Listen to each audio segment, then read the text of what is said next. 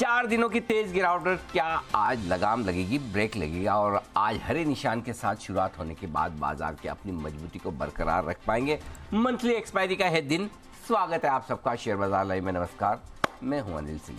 नमस्कार, मैं हूं दीपांशु भंडारी। एक्सपायरी के लिए हो जाइए तैयार, जिन जिन की नहीं हुई है। जिन की नहीं बाकी तो पिछले 4 ट्रेडिंग सेशन दीप जिस तरह के रहे हैं, बड़ा बुरा हाल है। कल स्पेशली भले इंडेक्स में उतनी सिचुएशन खराब ना दिखे, लेकिन ब्रॉडर मार्केट में तकलीफ काफी ज्यादा रही। आइए देख लेते हैं आज वायदा कारोबार की मंथली सीरीज की एक्सपायरी है और उसके शुरुआत के लिए आपके जो ट्रिगर्स है वो आपके सामने रख दिए जाए। उतार चढ़ाव के बीच अमेरिकी बाजार दिन के निचले स्तर पर हल्के नुकसान के साथ बंद हुए। 85 पॉइंट गिरते हुए दिख रहे हैं। क्यों गिरे, इसका विश्लेषण होगा।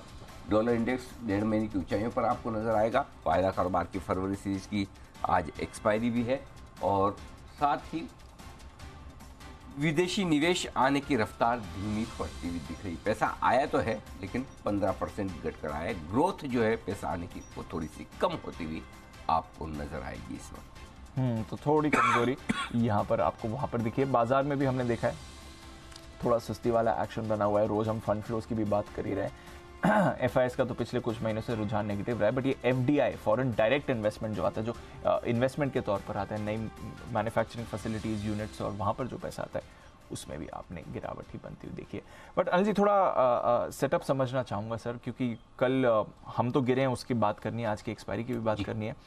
कल जो एक बड़ा ट्रिगर था फेड के मिनट्स, जो एक्सपेक्टेड था वही आया। वो तो रेट्स और बढ़ाने की बात कर रहे हैं, वहाँ पर तो कोई ऐसा उन्होंने एक आशा भी नहीं दी कि नहीं हम नहीं बनाएंगे। नहीं, लेकिन इससे ज्यादा तो हम पहले डर भी चुके हैं। हाँ, ऐसा मतलब फेड ने एडिशनल नहीं डराया। अगर किसी को ये उम्मीद थी कि फेड की मीटिंग के जो मिनट्स आएंगे, और मैं उन दर्शकों को समझा दूं कि मिनट्स का मतलब क्या होता है। जो भी मीटिंग होती है उस मीटिंग में क्या बातचीत हुई जी, उस बातचीत को लिखा जाता है और लिखकर उसके बाद उस पर सबके सिग्नेचर लिए जाते हैं जो जो उस मीटिंग में उपस्थित है। देखो भाइयों, यही बातचीत हुई थी, इसको हमने लिख दिया, डॉक्यूमेंट कर दिया है, यही है ना, फिर आप पढ़ लो और साइन कर दो।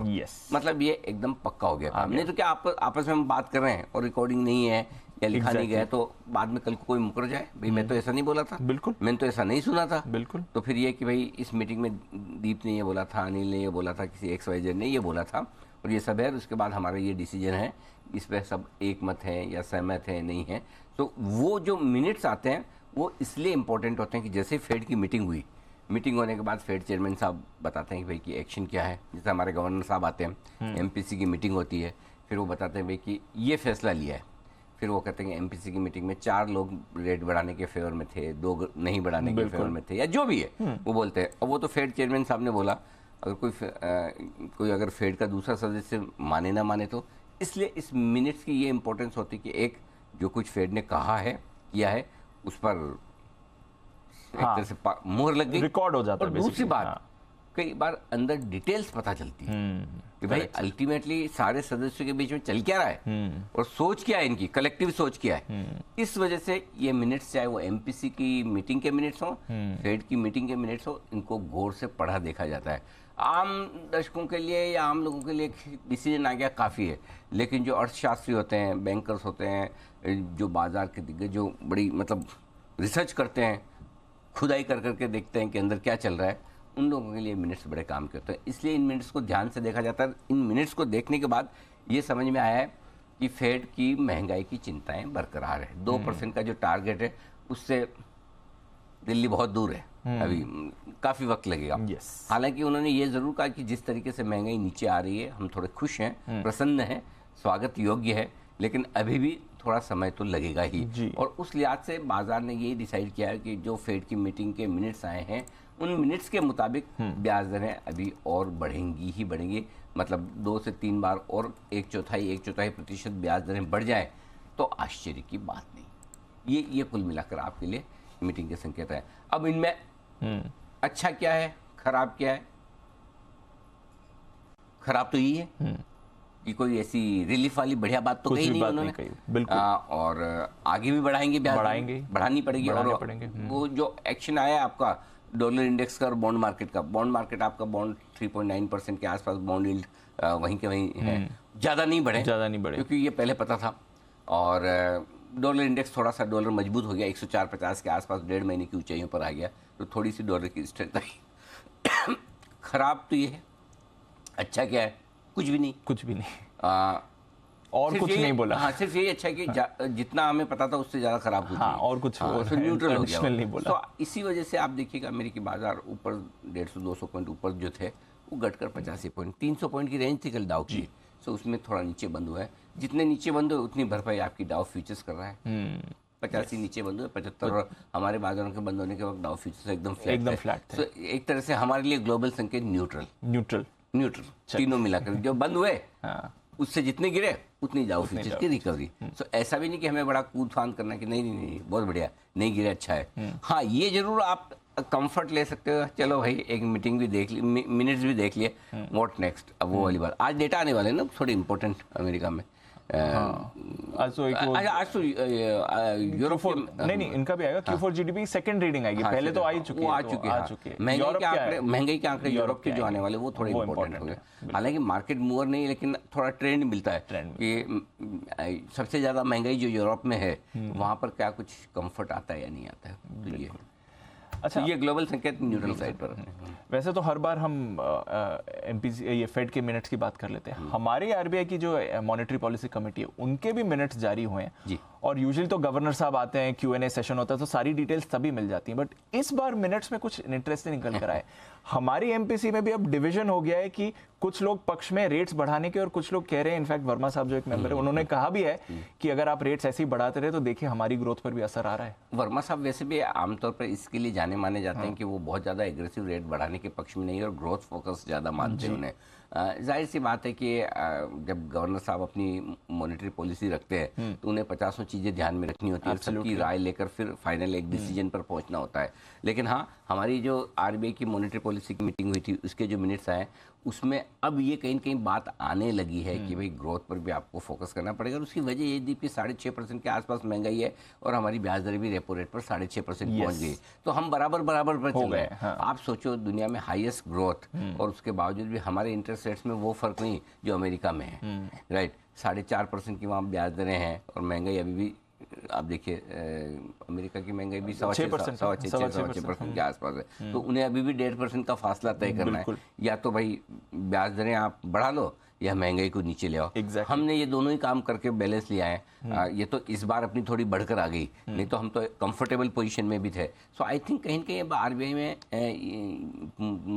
कमेटी में ये बात भी हो रही कि थोड़ा सा ग्रोथ पर फोकस करने की ज़रूरत है। इससे ये है कि अगर दुनिया भर में ब्याज दरें ना बढ़ें और वो बढ़ने का खतरा ना हो तो हमारे आरबीआई को अब ज़्यादा बहुत एग्रेसिवली बढ़ाने की ज़रूरत नहीं पड़ेगी। इससे ये आप कंफर्ट ले सकते हैं। लेकिन प्रॉब्लम ये है कि दुनिया में नहीं बढ़ेगी क्या।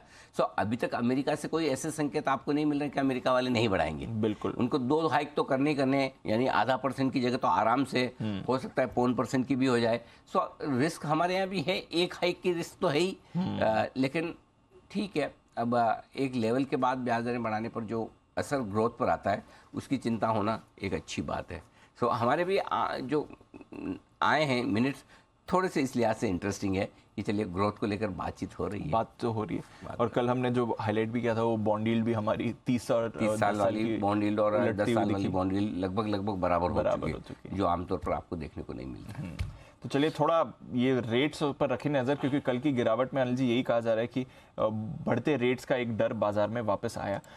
हमारे लिए अब क्या इंपॉर्टेंट हो जाता है सर, क्योंकि 17,600 की बात आपने कल करी थी, 17,600 के नीचे निफ्टी आया, 350 पॉइंट का कट, और बैंक निफ्टी भी बजट के बाद या बजट की गिरावट के बाद पहली बार 40,000 के नीचे है। तकनीकी तौर पर आप देखेंगे दीप तो कल आपके लिए क्लोजिंग बेसिस पे सारे स्टॉक लॉस ट्रिगर हो चुके हैं, क्योंकि 17,600 के नीचे की क्लोजिंग फरवरी महीने की सबसे लोएस्ट क्लोजिंग है। Yes sir. और बुरे से बुरे समय में जो पिछला वाला बुरा समय था या इस वाला इससे जस्ट पहले वाला जो बुरा समय था, जनवरी का आखिरी हफ्ता और फरवरी की शुरुआत वाला बजट के दिन तक का, उसमें हमने 17,600 के नीचे की क्लोजिंग नहीं देखी थी। कल 17,600 के नीचे क्लोज हुआ, तो तकनीकी तौर पर आप खराब हो चुके हैं। 40,345 की लोएस्ट क्लोज मिली थी आपको बैंक निफ्टी की 27 तारीख को इंट्राडे क्लोज, 27 तारीख को या 30 तारीख को थी जो आपको लोएस्ट क्लोजिंग मिली। कल आप उसके अच्छे खासे नीचे 350 पॉइंट नीचे बंद हुए, तो तकनीकी तौर पर तो आप खराब हो चुके हैं।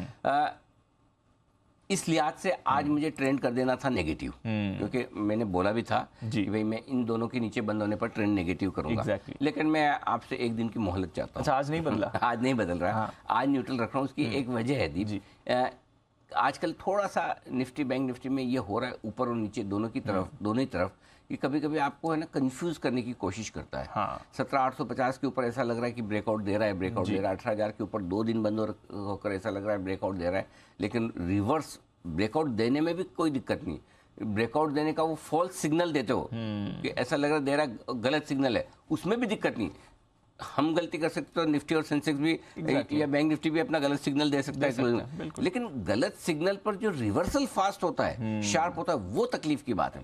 18,000 के ऊपर 2 दिन बंद हुए और लगा ब्रेकआउट हो गया, नहीं हुआ कोई बात नहीं, हो सकता है कई बार गलत हो, लेकिन गिरने की स्पीड जो है 500 पॉइंट निकालने में टाइम नहीं लगाया। और वो तब जबकि आप ब्रेकआउट मान के चल रहे हैं, ये समस्या है। सो आई थिंक मेरे ख्याल से दीप एक दिन का इंतजार करेंगे।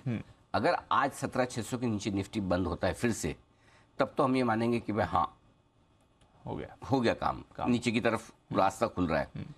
और 40,350 के नीचे अगर आज बैंक निफ्टी बंद होता है तो फिर हम ये पक्का मानेंगे भाई नीचे का रास्ता खुल गया है। तो आज आपको क्लोजिंग बेसिस पे ये 2 लेवल चाहिए वापस, जहाँ से आपको नीचे का ब्रेकडाउन मिल रहा था। दूसरा तरीका जो हो सकता है वो ये कि जनवरी के आखिरी हफ्ते के बजट के ठीक समय, बजट के दिन के जो लोएस्ट लेवल हैं इंट्राडे वाले, वो ना तोड़े। देखो दोनों लेवल की इंपॉर्टेंस है, एक इंट्राडे लेवल की इंपॉर्टेंस होती है, एक क्लोजिंग लेवल की होती है। आपको कंफर्म ब्रेकडाउन चाहिए तो आपको दोनों तोड़ने चाहिए। राइट, आप समझ रहे हैं? अगर पक्का मान रहा है कि भाई हम और खराब होने की तैयारी में, तो फिर दोनों तोड़ो, बिल्कुल। और अगर एक तोड़ते तो फिर दूसरा का इंतजार करो। सो अगर आज आप 17,350 आज कल जब भी, एक तो आप 17,600 के नीचे बंद होते रहें और फिर 17,350 भी तोड़ें दिन के दौरान, तब तो आप गए काम से, बिल्कुल, ठीक ना। फिर हमें 16,500 और वो जो भी आगे के लेवल 17,100 जो वो सब बाद में वो में निकाले भी नहीं, बहुत पीछे जाके देखना पड़ेगा। सो वो किया भी नहीं। सो आप 17,350 भी तोड़ दो और 17,600 भी क्लोजिंग पे तोड़ दो, इंट्राडे का लेवल भी तोड़ो और क्लोजिंग भी तोड़ो, फिर तो मामला ज़्यादा गड़बड़। सिमिलरली बैंक निफ्टी में आप 40,350 क्लोजिंग तोड़ दो और 39,400 जो 39,425 का लो था, 39,400 भी आप तोड़ दो, तो फिर आपके लिए डबल कंफर्मेशन आ गई। सो आपको कंफर्मेशन ब्रेकडाउन की किसी ट्रेंड में रिवर्सल की 2 तरीके से मिलती है। एक तो ये आप इंट्राडे और क्लोजिंग दोनों लेवल तोड़ो, और दूसरा ये क्लोजिंग लेवल को 2 या 3 दिन तक तोड़ दो। अब प्रॉब्लम क्या है, 2-3 दिन के लिए आप इंतजार भी कर सकते। अब फॉर एग्जांपल मैं आपको बताऊं दीप कि भाई अगर 17,850 के नीचे बंद होगा तो आपका ट्रेंड खराब हो जाए। 2 दिन पहले 17,850 बंद हुए, उस दिन आप इंतजार करेंगे, चलो रुकते हैं। नेक्स्ट डे 17,825 बंद हुए, एडजस्ट होकर थोड़ा सा नीचे, एक्चुअली तो लास्ट क्लोजिंग प्रोविजनल तो वहाँ भी 17,850, तो आप चलो वेट करते हैं। 30 दिन सीधा आप 300 पॉइंट। अब क्या करोगे? एग्जैक्टली अब एक दिन आपने इंतजार कर लिया तो 300 पॉइंट लग गए क्लोजिंग में से। सो इतना आसान नहीं है, लेवल्स को भी बहुत एकदम स्ट्रिक्टली, कई बार आपको वो ऑब्जेक्टिवली कॉल लेना पड़ता है। सो और उसमें गलती होने की बहुत संभावना रहती है। सो 2 फॉर्मूला पे चलें, 2-3 दिन आप देख लें कि बड़े लेवल के नीचे बंद हो रहा है, और चूंकि मंथली एक्सपायरी का दिन है इसलिए मैंने एक बेनिफिट ऑफ डाउट रखा है कि देखते हैं आज का क्लोजिंग और देखते हैं, प्लस इंट्राडे लेवल्स देखते हैं। अगर दोनों ही तोड़ देते हैं, क्लोजिंग तो हमने तोड़ दिया, इंट्राडे भी तोड़ देते, तो फिर ट्रेंड हम आपको कल नेगेटिव दे देंगे। और अगर दोनों में से एक बचा लिया, इंट्राडे वाला, क्लोजिंग वाला फिर से आज बचा लिया, 17,600 के ऊपर की क्लोजिंग और 40,350 के ऊपर की क्लोजिंग, तो फिर हम कहेंगे भाई एक बेवकूफ़ बनाने के लिए आपको नीचे क्लोज दी थी, एक आध दिन और वेट कर लीजिए, देख लेते हैं, फिर डिसाइड करेंगे। सो आई थिंक आज की क्लोजिंग इंपॉर्टेंट है। क्लोजिंग हमें 17,600 40,350 के ऊपर की चाहिए। 17,600 40,350, ठीक है सर। और इंट्राडे में 39,400 नहीं तोड़ना है बैंक निफ्टी पे, और 17,350 नहीं तोड़ना है निफ्टी पे। समझ गया सर। अब वैसे सर देखेंगे तो काफ़ी इवेंटफुल सीरीज रही है, क्योंकि आज एक्सपायरी है।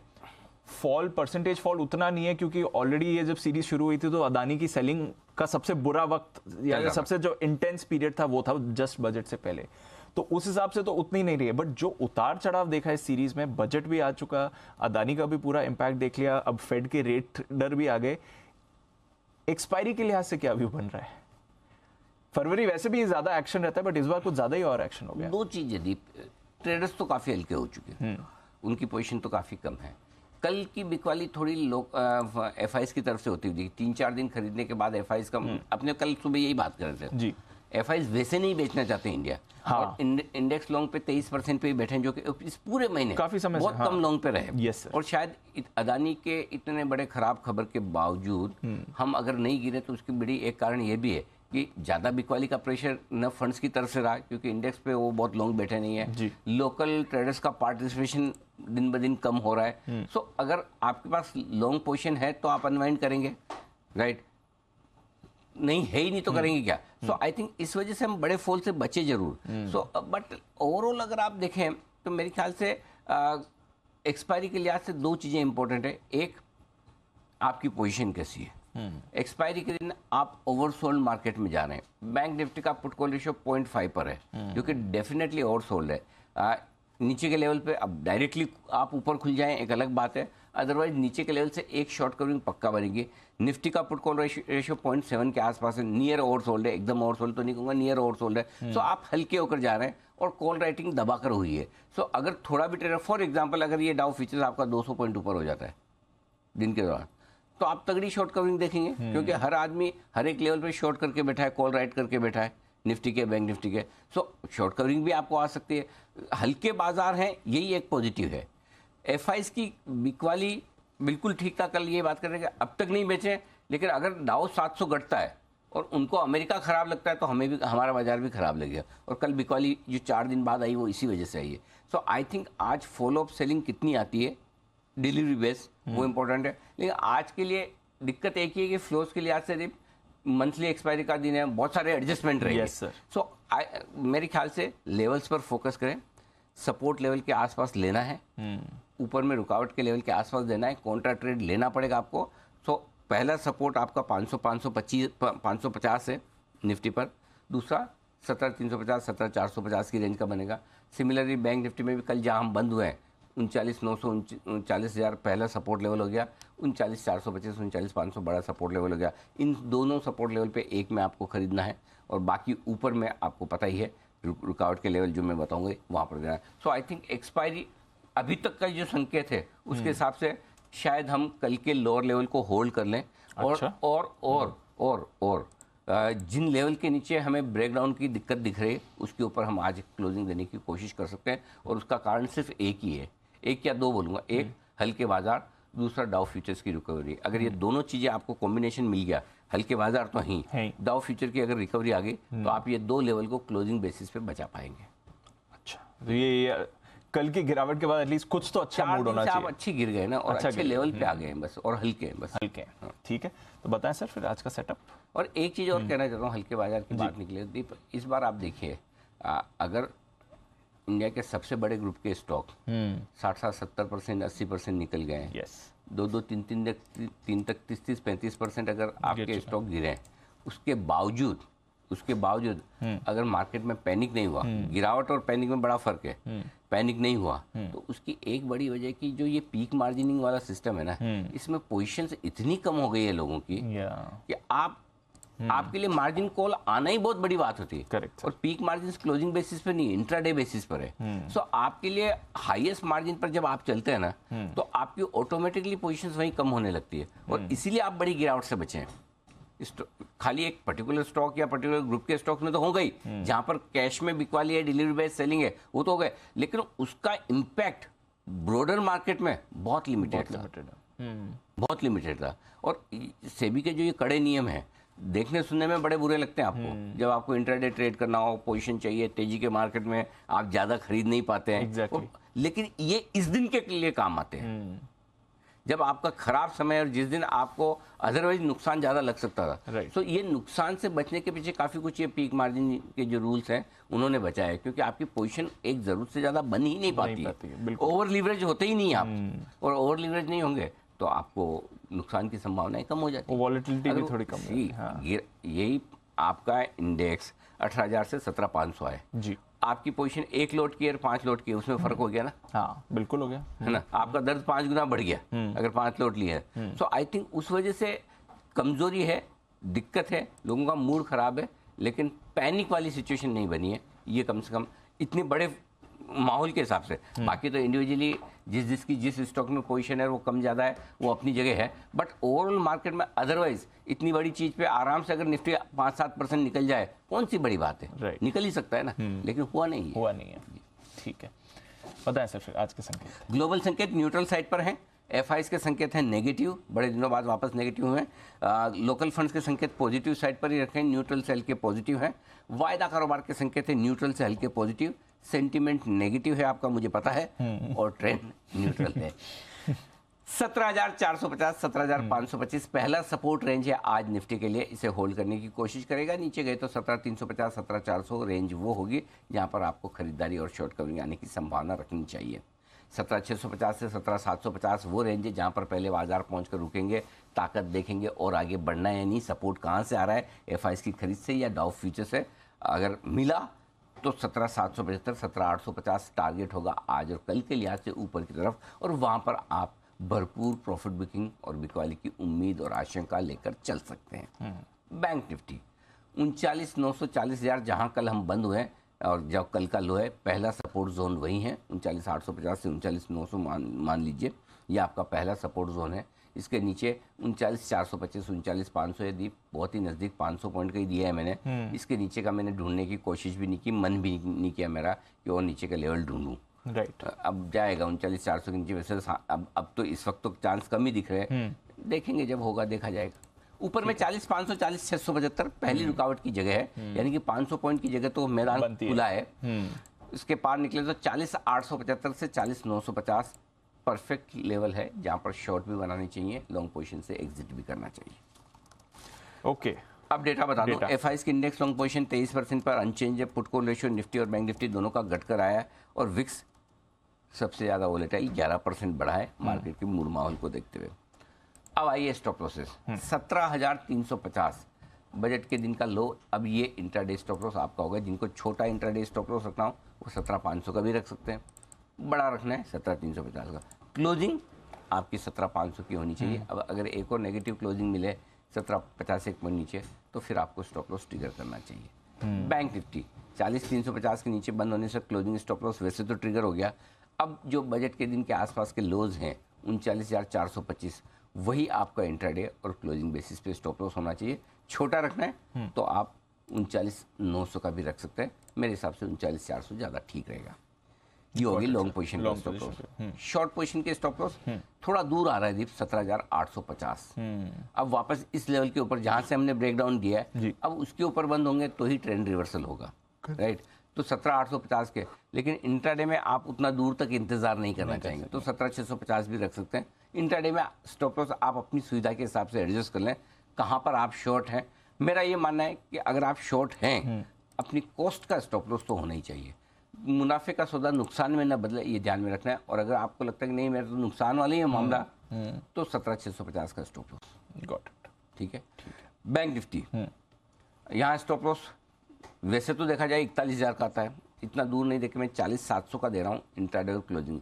अब इंट्राडे में 700 पॉइंट दूर का स्टॉप लॉस बहुत बड़ा होता है, मैं जानता हूँ जी, और चूंकि 40,500 के पहले तो कोई है ही नहीं, तो इसलिए इंट्राडे का स्टॉप लॉस आपको खुद डिसाइड करना है कि आपको क्या रखना है।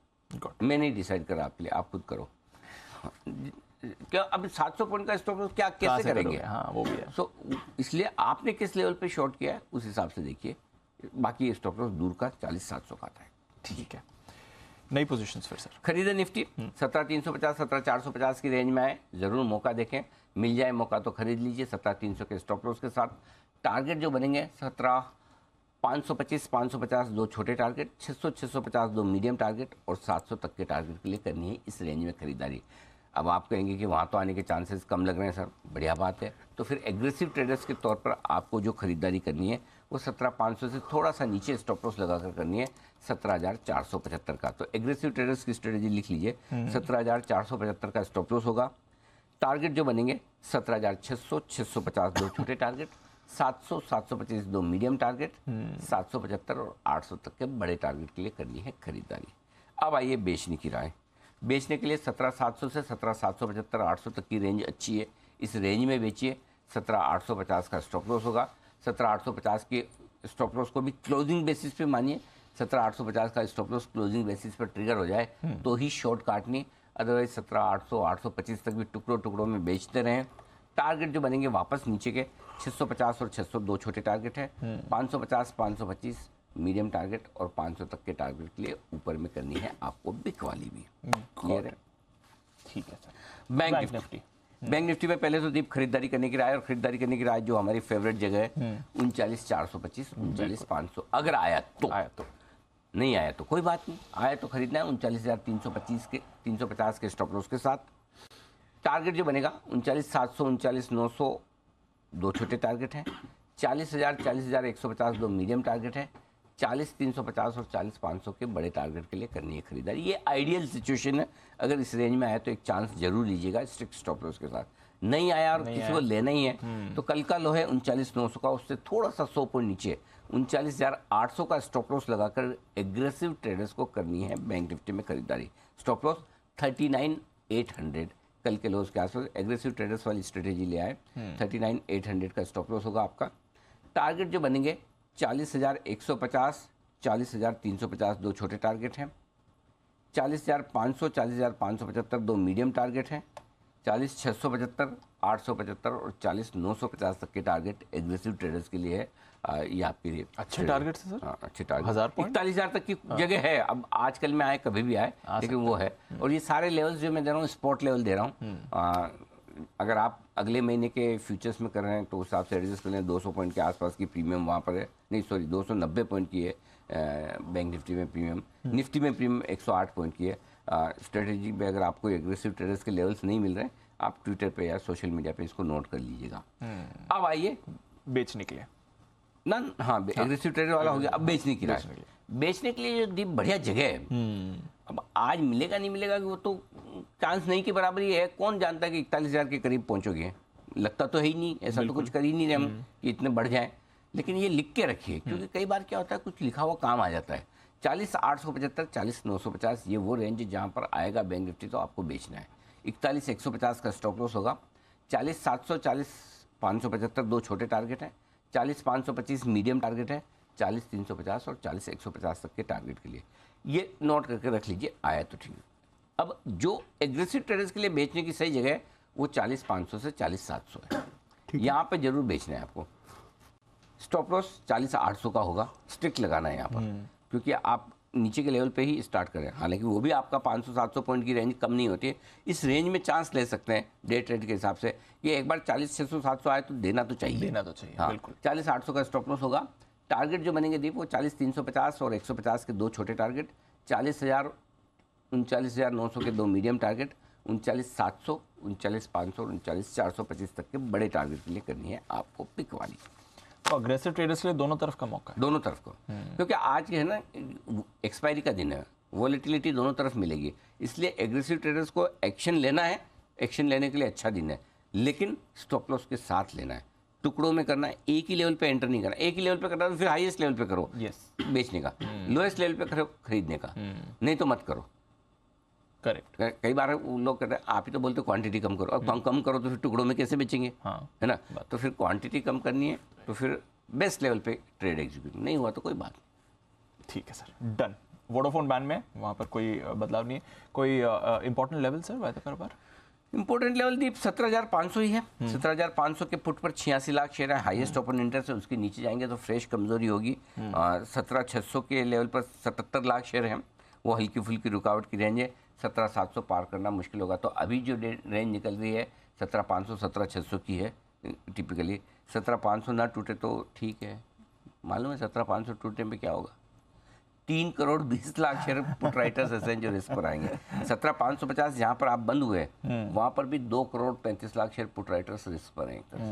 और 17,600 के नीचे already 1 crore 90 lakh share put writers ऐसे हैं जो पुट बेचकर गलती कर चुके हैं, ये ऐसा दिख रहा है। अब वो अलग बात है कि 50-75 ऊपर खुल जाएंगे तो थोड़े चेहरे पे स्माइल आ जाएगी उनके कि चलो ठीक है भाई, हमने इतना गलत काम भी नहीं किया। लेकिन जो ताकत का पहला संकेत मिलेगा वो 17,700 के ऊपर से ही मिलेगा। तो आई थिंक हो सकता है 17,500 17,700 की रेंज में बाजार आज वक्त बिताने की कोशिश करे। बैंक निफ्टी 40,000 यही मेक और ब्रेक लेवल है। 40,000 के पुट पर 28 लाख शेयर है, यहीं पर आप बंद हुए।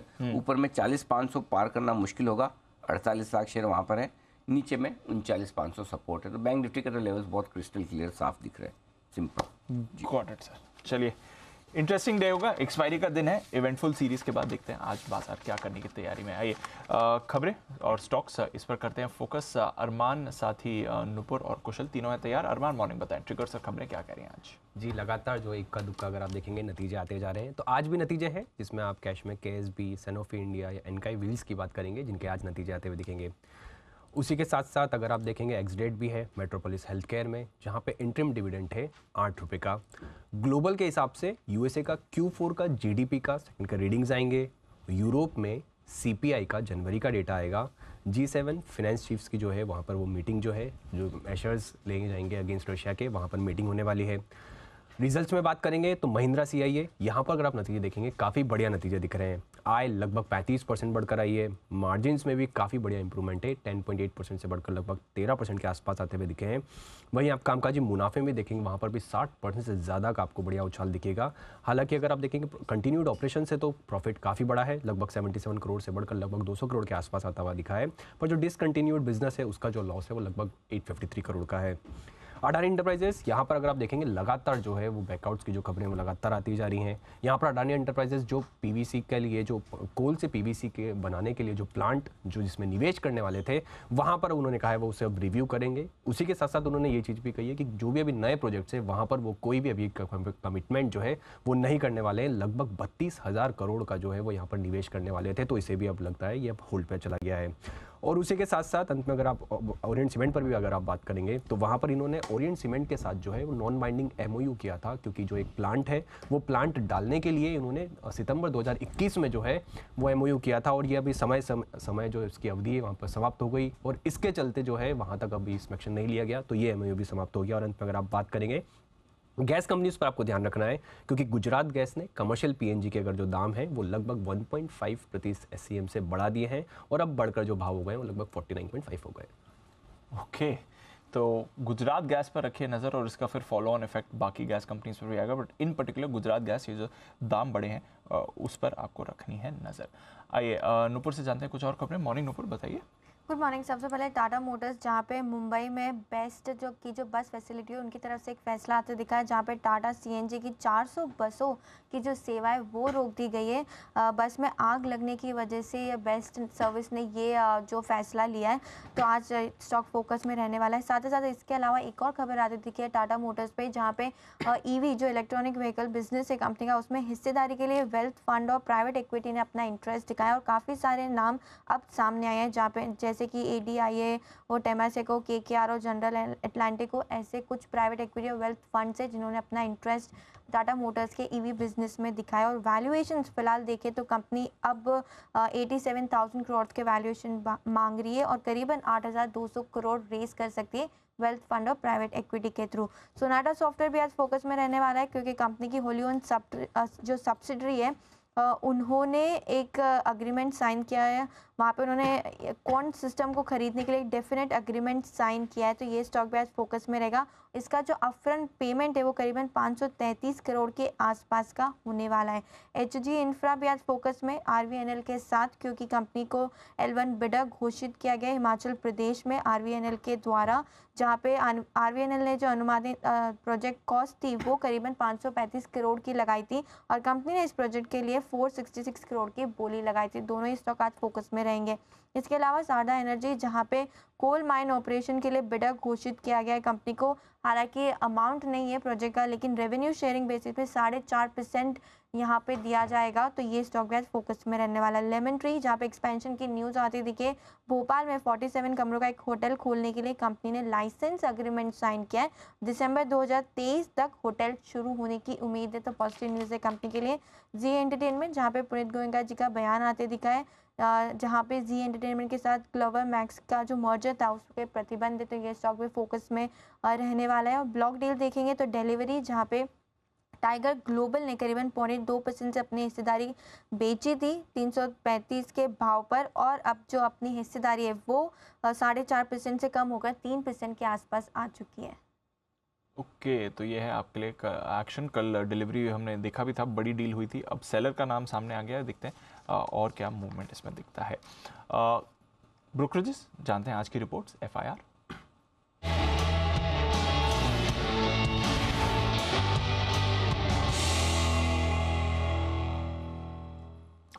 मॉर्निंग कुशल, बताएं क्या कह रही हैं आज की ब्रोकरेज रिपोर्ट्स।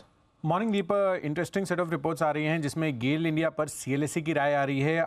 बाई की रेटिंग बरकरार रखी है इन्होंने, हालांकि टारगेट्स 110 से बढ़ाकर 125 रुपए के कर रहे हैं। मान रहे हैं कि जो 40% टैरिफ हाइक हुआ है वो फैक्टर इन करके FY 24-25 का EPS इन्होंने 14% से बढ़ा दिया है, और साथ ही आगे चलकर यहाँ पर जो ब्लेंडेड टैरिफ है वो इनके लिए काफ़ी फायदेमंद साबित हो सकता है। और ये एक्सपेक्टेशंस ये है कि जो फाइनल अनाउंसमेंट है वो मिड मार्च तक आ सकती है।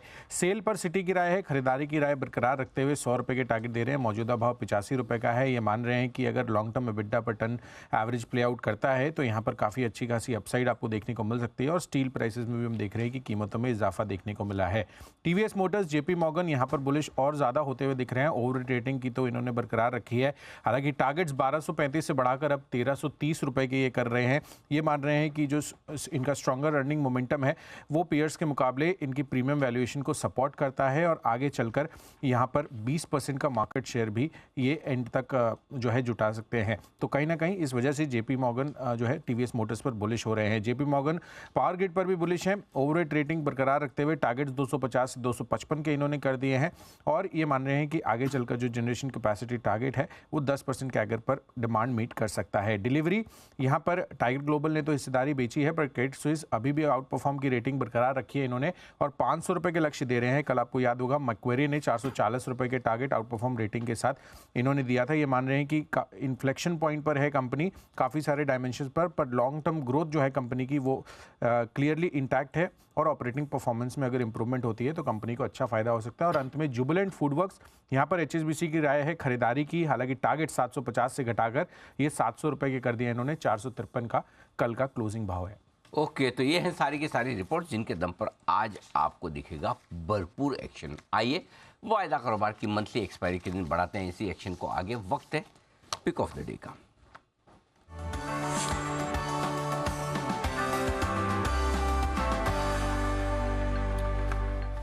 बंसल जी सुप्रभात, करें शुरुआत।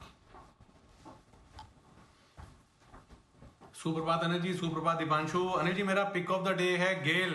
गैस अथॉरिटी ऑफ इंडिया पे खरीदारी की राय है। स्टॉक साइडवेज है, नीचे में एक अच्छा सपोर्ट है। 94 रुपए, 94 रुपीज का स्टॉप लॉस लगाना है। 99 रुपए, 99 रुपीज के इंट्राडे टारगेट के लिए गेल है मेरा पिक ऑफ द डे। गेल में करनी है खरीदारी, और गेल पर आज एक बढ़िया रिपोर्ट भी आती हुई दिखी है।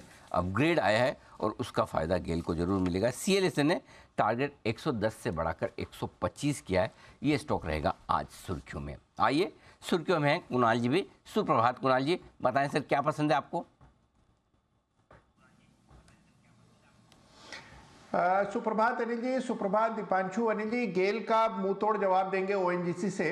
और अनिल जी, ONGC में हमने एक बहुत अच्छा मोमेंटम बनते हुए देखा है। मैं और राकेश जी लगातार खरीदारी की राय दे रहे हैं। 3 दिनों से हमने एक मामूली सा करेक्शन भी देखा है, और कल अगर आप इंट्राडे चार्ट्स देखें तो नीचे के लेवल से ONGC में बड़ा शानदार एक रिकवरी आते हुए दिखी। तो मुझे लगता है कि ट्रेंड रिज्यूम करने के लिए बिल्कुल तैयार है ONGC। मौजूदा स्तरों पर बाय करके चले। 151.50 के आसपास स्टॉप लॉस रख लें। पहला टारगेट 157 रुपए का, दूसरा टारगेट 159 रुपए का। तो ONGC में खरीदारी की राय। ओके, जवाब गेल को ही देना ना। गेल को रिकमेंड करने वाले एक्सपर्ट को तो मुंह तोड़ जवाब नहीं देना ना Kunal ji. Just to confirm, clarify, #just asking. नहीं अनिल जी, देखिए वो तो बड़े सीनियर एनालिस्ट हैं अनिल जी। सीनियर नहीं जी, ना, उनको जवाब नहीं दिया जाएगा। नहीं, senior citizen analyst, senior analyst नहीं, सीनियर सिटीजन। कल ही आपने कहा था, मुझे याद है अच्छे से। जब अपने स्टेटमेंट को बदलिए मत, senior citizen analyst, right? Okay, chart corner के सीनियर सिटीजन एनालिस्ट उन्होंने साफ बताया। देखो हम भूलते नहीं चीज़ों को। खरीदारी की राय ONGC में आपके लिए कुणाल जी की तरफ। हिमांशु जी नमस्कार, बताएं sir pick of the day. Good morning Anil ji, good morning sir. Charts काफी खराब होते हुए नजर आए हैं कल के सेल ऑफ के बाद, और लगता है कि एक आध पॉज के बाद वापस से वीकनेस देखने को मिल सकती है। तो सेल साइड ही पिक ऑफ द वीक रहेगा, पिक ऑफ द डे रहेगा, माफ कीजिएगा। बेचना है ग्रेनुअल्स का मार्च फ्यूचर, जिसकी क्लोजिंग लगभग 280 के आसपास है, 281 के आसपास। तो कंडीशनल सेल है अनिल जी। थोड़ा सा ऊपर मिलता है अगर 284 285 के जोन में, वहां पर मार्च का फ्यूचर्स ग्रेनुअल्स का बेचकर चलने की सलाह रहेगी। 289 के ऊपर का स्टॉप लॉस मेंटेन करना है। मुझे लगता है 270 265 रुपए तक के टारगेट्स यहां पर आज या कल में आते हुए नजर आ सकते हैं। ध्यान रहे जो लेवल्स बता रहे हैं वो मार्च के फ्यूचर्स के हैं और मार्च का फ्यूचर 281-50 के आसपास बंद हुआ है। बाजार के मूड माहौल के साथ अगर थोड़ा बेहतर मिल जाए तो बहुत अच्छी बात, 285 के आसपास बेचे, 4 रुपये ऊपर लगाना है स्टॉप लॉस, 270 265 टारगेट लेकर चले आप। ये राय हिमांशु जी की। सुमित जी सुप्रभात, स्वागत है आपका भी। बताएं सर क्या पसंद है आपको आज के लिए? Good morning Anil ji, good morning Anil जी। मेरे पास जो स्टॉक है वो बाय का स्टॉक है। स्टॉक के अंदर कल खरीदारी देखने को मिला था और पिछले कुछ दिनों से स्टॉक तेजी के ट्रेंड में है।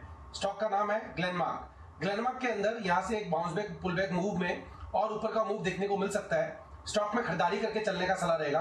जिन्होंने पोजीशंस बना रखा है वो लोग होल्ड करके चल सकते हैं। 432 रुपए का नीचे में स्ट्रिक्ट स्टॉप लॉस लगाएं। ऊपर में इस बाउंस बैक और इस पुल बैक में जो टारगेट देखने को मिल सकते हैं, 455 का इसका पहला टारगेट बनेगा, 460 का इसका दूसरा टारगेट बनेगा। तो 432 के स्टॉप लॉस से ग्लेनमार्क में खरीदारी करके चलने का सलाह रहेगा। 455 460 के टारगेट। सेठी साहब का भी किया जाए स्वागत। सेठी साहब नमस्कार, बताएं सर आज का आपका favourite stock. Good morning Anil ji, good morning Deepanshu. Anil ji पिछले 3-4 दिनों से एक अच्छी खासी गिरावट देखी जा रही है और खास करके कल तो भारी गिरावट आई है बाजार में।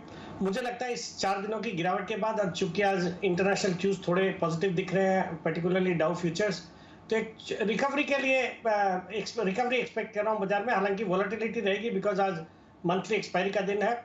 खरीदारी करने की सलाह है BEL पे। भारत इलेक्ट्रॉनिक्स एक डिफेंस सेक्टर की लीडिंग कंपनी है। स्टॉक अच्छे लेवल्स पे है और पिछले 2-3 दिनों में अच्छी खबरों के बावजूद स्टॉक पे स्टेबल रहा, गिरा तो नहीं है बट चला नहीं है। मुझे लगता है इन लेवल्स पे खरीदे। 99 का मेरा इसमें टारगेट आज का और 92 रुपए का स्टॉप लॉस रखना है। 99 का टारगेट, 92 का स्टॉप लॉस। BL लगातार पसंद आता है सेठी साहब को, लेकिन सेठी साहब की लिस्ट में एक ही स्टॉक हो ऐसा तो हो नहीं सकता। कुछ और शेयर हैं जो रडार पर हैं। सेठी साहब बताएं सर कौन से स्टॉक्स आज के लिए और चुने हैं आपने? और 3 स्टॉक्स हैं अनिल जी। जो दूसरा स्टॉक रहेगा जिसमें खरीदारी करनी है वो रहेगा वोल्टास, जो कल 914 पे बंद हुआ है। जिस तरह से गर्मी बढ़ रही है और ये गर्मी वाली थीम चल भी रही है, कल के गिरावट वाले बाजार में भी हमने देखा इस सेक्टर के सभी स्टॉक्स, भले ही वोल्टास है जो F&O का स्टॉक है, बाकी ब्लू स्टार में भी अच्छी तेजी हुई है, फिर जॉनसन कंट्रोल हिताची भी अच्छा कर रहा है। तो मुझे लगता है ये जो थीम अभी प्ले आउट होनी चाहिए। तो वोल्टास में खरीदारी करने की सलाह है। आज का टारगेट है 935 का, 905 रुपए का स्टॉप लॉस। जो थर्ड स्टॉक है पेट्रोनेट LNG में खरीदारी करने की सलाह है। 217 के लेवल्स पे बंद हुआ है, खबरें पॉजिटिव है गैस कंपनीज को लेके। मुझे लगता है इसमें आज 222 तक के लेवल्स देख सकते हैं, 214 का स्टॉप लॉस। और फाइनली एक FMCG स्टॉक ITC पे अच्छा लग रहा है। कल के बाजार में भी स्टेबल था या पॉजिटिव था, हल्का फुल्का। बाकी जो खबरें आई है वीट के दाम में जो गिरावट आई है, मुझे लगता है उसका फायदा FMCG स्टॉक्स जो wheat as a raw material use करते हैं उसका फायदा दिख रहा है। और वैसे भी एक अच्छी क्वालिटी की कंपनी है, मुझे लगता है इन लेवल्स पे खरीदना चाहिए। 390 का टारगेट है और 380 का स्टॉप लॉस। तो ये है आपके लिए 3 और स्टॉक। वोल्टास खरीदे, पेट्रोनेट LNG खरीदे और ITC खरीदें। ये राय सेठी साहब की तरफ से आती हुई तीनों ही स्टॉक पर आपके लिए खरीदारी करने के लिए आते हैं। तो ये बढ़िया स्टॉक्स हैं। लेकिन बता दें आपको कि आज के एक्शन के बारे में भी 10:30 बजे हम आपके लिए एक विशेष शो करने जा रहे हैं। कल 24 फरवरी है और कल 24 फरवरी को 1 साल पूरा हो जाएगा रूस और यूक्रेन के बीच युद्ध का। इस 1 साल में दुनिया कैसे बदली है, हमने आपने क्या कुछ सीखा है, राजनीति के लिहाज से, युद्ध के लिहाज से, मार्केट के लिहाज से, इन्वेस्टमेंट के लिहाज से क्या बड़े लेसन्स हैं जो इस युद्ध के बाद हमारी ज़िंदगी में आगे काम आएंगे। और समझाने के लिए अजय बग्गा साहब से बेहतर कोई हो नहीं सकता। तो आज भी हम कल ही की तरह आपके लिए एक विशेष शो लेकर आ रहे हैं। 10:30 से 11 बजे के बीच में होगा। कल आपने वो जो ट्रेडिंग टाइम पर जो हमारा विशेष डिस्कशन था, लोगों ने बड़ा एंजॉय किया, बड़ा इंसाइटफुल भी था। आज ठीक उसी तरह का बेहतरीन इंसाइट वाला शो आपके लिए लेकर आ रहा है। बग्गा साहब पूरी तैयारी के साथ लगे हैं और थोड़ी देर में पहुंचेंगे स्टूडियो में भी। एब्सोल्युटली। तो चलिए आज के लिए तैयार हो जाइए। 10:30 बजे 1 साल हो गया है रशिया यूक्रेन वॉर का। महिंद्रा CIE सेठी साहब ट्रैक करते हैं इसको, आपसे राय लेनी थी। बढ़िया नंबर्स आए सर, 35% आय बढ़ी है, ऑपरेशनली स्ट्रॉन्ग है, मार्जिन एक्सपेंशन है। वैसे अगर देखेंगे तो ओवरऑल बेसिस पर घाटा है, बट इन्होंने एक जर्मन यूनिट बेची थी, अगर उसको एडजस्ट कर ले तो फिर मुनाफा भी अच्छा बढ़कर आए। क्या राय है सर इस पे? नहीं, देखिए दीपांशु, एक with in auto component sector एक अच्छी कंपनी है, अच्छे ग्रुप को बिलोंग करती है और स्टॉक वैल्यूएशन के लिहाज से भी अपने पीएस से सस्ता लगता है। मुझे लगता है करंट लेवल्स पे जिन्होंने लिया हुआ उनको होल्ड ही करना है। बाकी आज भी मुझे लगता है स्टॉक पॉजिटिव रहना चाहिए, definitely hold at the current levels. Hold at current levels. एक बार चार्ट चेक भी ले लिया जाए सुमित जी, जरा देखें महिंद्रा CIE सर। दीपांशु, मेरे को लग रहा है कि ये स्टॉक के अंदर जिन्होंने पोजीशंस बना रखी है वो लोग तो होल्ड करके चल सकते हैं। कोई छोटा मोटा डीप आता है तो इसमें फ्रेश खरीदारी करें, क्योंकि ओवरऑल स्टॉक का स्ट्रक्चर मजबूत है। पिछले कुछ महीनों के अंदर, इनफैक्ट पिछले 6 से 8 महीनों के अंदर स्टॉक ने लोअर लेवल से एक अच्छी तेजी, अच्छा मूव ऊपर की तरफ दिखाया है और पिछले 5-7 दिनों के अंदर ऊपरी लेवल से दबाव दिखा रहा है। तो छोटा मोटा दबाव, छोटा मोटा करेक्शन स्टॉक के अंदर 370 रुपए तक अगर देखने को मिलता है तो उस डिप में इसमें खरीदारी करें। स्टॉक के अंदर ऊपर में 400 रुपए का लेवल जैसे ही निकलेगा तो उसके बाद मोमेंटम फिर से स्टार्ट होगा और फिर 450 से 440 रुपए तक के लेवल आने वाले समय में महिंद्रा CIE में ऊपर में देखने को मिल सकते हैं। एग्जिस्टिंग पोजीशन होल्ड करके चल सकते हैं, डिप में खरीदारी कर सकते हैं। एग्जिस्टिंग पोजीशन होल्ड करिए और डिप में खरीदारी करिए, ये है आपके लिए राय महिंद्रा CIE। देखते हैं आज नतीजों पर यह काउंटर रिएक्ट भी आपको करते हुए दिख सकता है।